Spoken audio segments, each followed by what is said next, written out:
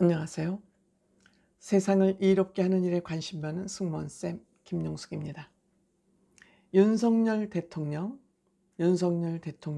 지금까지 대통령 취임 이후 지금까지 아주 잘하고 있다는 생각이 듭니다. 물론 야당에서야 또 뭐 태클 거는 게 어떻게 보면 역할이자 임무이자 전공이니까 이러저러한 비판이 나오고 있습니다만, 윤석열 대통령은 후보 시절보다 대통령에 취임하고 나서 윤석열 대통령의 실력이 제대로 발휘되고 있다, 이런 생각을 하게 됩니다. 이런 모습을 보면서 윤석열 대통령은 성공할 수밖에 없는 대통령이다, 이러한 판단도 하게 됩니다. 물론 이러한 판단이 아직 내리기에는 이른 감이 없잖아 있습니다. 그지만 우리가 싹을 보면은 앞으로 어떻게 성장할지 알 수 있다고 하지 않습니까? 지금까지는 아주 건강한 새싹처럼 일을 잘하고 있습니다. 왜 그렇게 생각을 하는지 제 개인적인 의견입니다. 제 개인적인 판단이자 개인적인 분석입니다.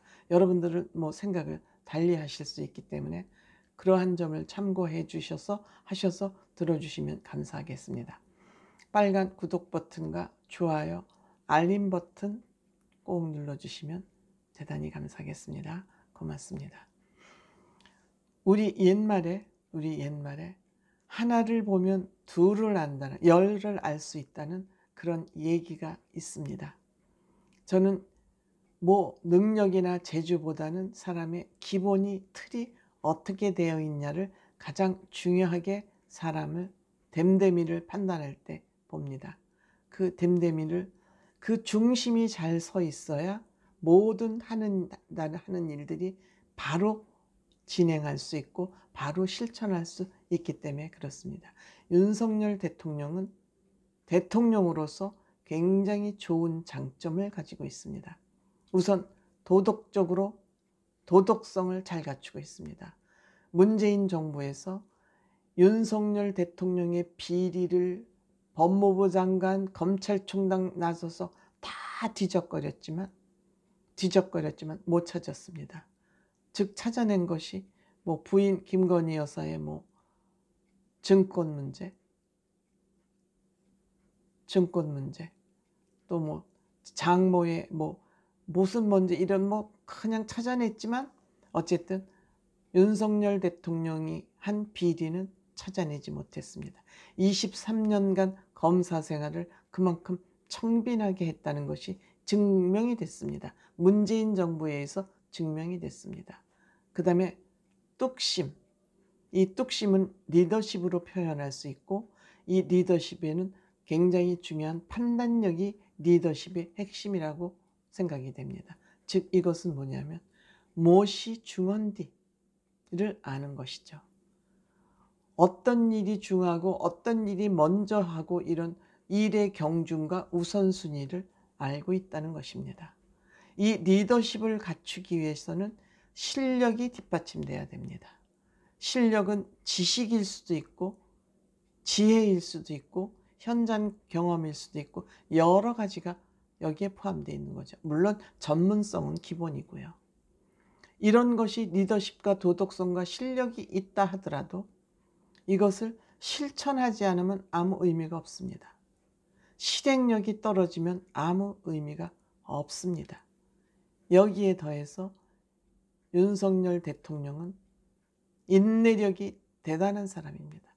사법고시를 구수를 했다는 거, 갖은 그 정부의 핍박에도 버티는 거, 이거는 윤석열 대통령을 따라갈 사람이 없는 것 같습니다. 이러한 기본적인 인성을 갖췄기 때문에 이런 인성을 따라갈 만한 리더십이 대한민국에는 지금 없었습니다. 그러니까 윤석열 대통령은 성공할 수밖에 없는 그런 기본 틀을 갖췄습니다. 거기에 무엇이 중요한데, 리더로서, 한 나라의 대통령으로서 무엇이 중요한데, 원칙이 서지 않으면 안 된다. 원칙이 흔들리면 모든 것이 다 꼬인다. 원칙, 법치를 중요하고 있습니다. 그러면서 그것이 잘 되어 있어야 국민들이 먹고 사는 일, 경제가 똑바로 휘청거리지 않고 정부를 믿고 경제인들이 경제 활동을 할 수 있다. 이런 원칙을 확실하게 가지고 있습니다. 정말 무엇이 중요한디? 내 측근을 챙기고 내가 중요한 것이 아니라 국민만 바라보고 국민을 위해서 내가 무엇을 할 것인가, 대통령으로서 어떤 판단을 할 것인가를 윤석열 대통령은 잘 알고 있는 것입니다. 그것은 큰 일이 아닙니다. 아주 작은 일.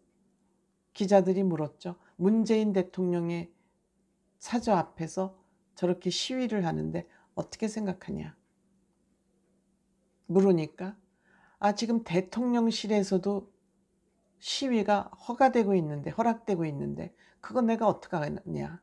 원칙대로 해라.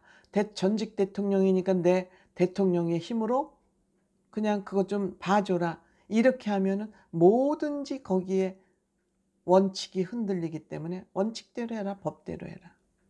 화물연대 파업, 제가 보기에는 절대 윤석열 대통령 밀리지 않을 것으로 생각합니다. 이것은 민주노총이 지금 정부를 향해서 벌리는 첫 번째 항거 파업이라고 생각이 됩니다. 윤석열 대통령 절대 여기서 저는 밀리지 않을 것으로 생각이 됩니다. 그 다음에 윤석열 대통령은 본인이 원칙은 갖고 있더라도 본인이 미처 놓치거나 모르고서 한 실수에 대해서는 바로 수정합니다. 고위직 인사에서 여성이 소외됐다고 비판을 하니까 내가 그거 깜빡 놓치고 있었다. 바로 수정하지 않습니까? 귀를 열고 국민의 소리를 듣는다는 얘기입니다.